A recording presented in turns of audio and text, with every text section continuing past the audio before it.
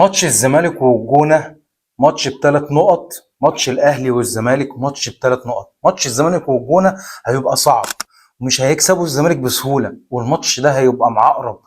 وده ليه؟ صلى على النبي الاول صلى الله عليه وسلم.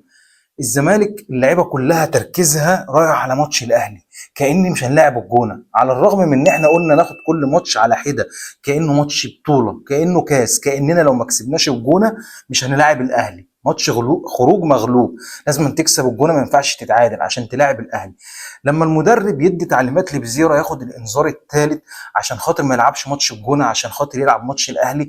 طب ما انت بتدي رساله للعيبه، بتقول لهم انا تركيزي كله رايح على ماتش الاهلي، على الرغم ان هو قال في المؤتمر الصحفي قبل ماتش الجونه، قال لك ان انا قلت للعيبه اللي هيحس ان هو بيفكر في ماتش الاهلي مش هيخش التشكيل. طب ما انت اديتهم رساله، وليه اخوان بزيرة تخليه ياخد انذار ثالث وما يلعبش ماتش الجونه، على الرغم ان انت ممكن تقعده جنبك على الدكه، الماتش ماشي كويس وزي الفل، خليه ما تنزلوش.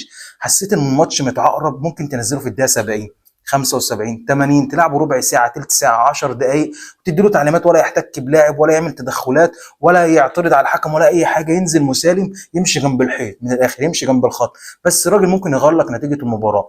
لازما كل المطوشه نلعبها كانها مطوشه كؤوس، ما ينفعش اعمل سكيب لماتش الجونه. ما انا لو ما كسبتش الجونه ورحت كسبت الاهلي يبقى انا ما استفدتش حاجه، ما هو الاهلي هيكسب الحرس، هيقلل الفارق لو انا ما كسبتش الجونه. طب نفترض دلوقتي انا لا قدر الله اتعادلنا ولا خسرنا من الجونه، ورحنا للاهلي اللي احنا كنا حاطين تركيزنا ومجهزين لعيبتنا والكلام ده كله، لقينا نفسنا تعادلنا وخسرنا من الاهلي لا قدر الله، يبقى انا ماتشين، اهم ماتشين في الموسم، ماتشين اللي لا اما هيخلوني ده على طول في الصداره وهاخد بقى اكتساح، والمعنويات هترتفع بتاعه اللعيبه ومعنويات المنافس هتنزل في الارض، لا اما العكس. فربنا يستر من ماتش الجونه، واللي هيعوض خوان بيزيرا انا اعتقد ان هو هيميل ان هو يلاعب ناصر ماهر جناح يمين، وهيلاعب احمد حمدي مكان ناصر ماهر 10، على الرغم من ان ناصر ماهر كل ما يلعب جناح يمين اثبت ان هو ملوش فيها، يعني ما بيقدرش يلعب في المركز ده، ما بيأديش مهامه في المركز ده زي ما بيلعب مركز 10.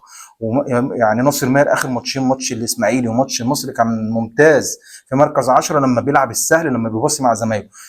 اخواتي وحبايبي، قولوا لنا توقعاتكم لمباراه الجونه ومباراه الاهلي، وان شاء الله باذن الله نكسب المباراه بتاعت الاهلي وبتاعت الجونه ونستمر في الصداره.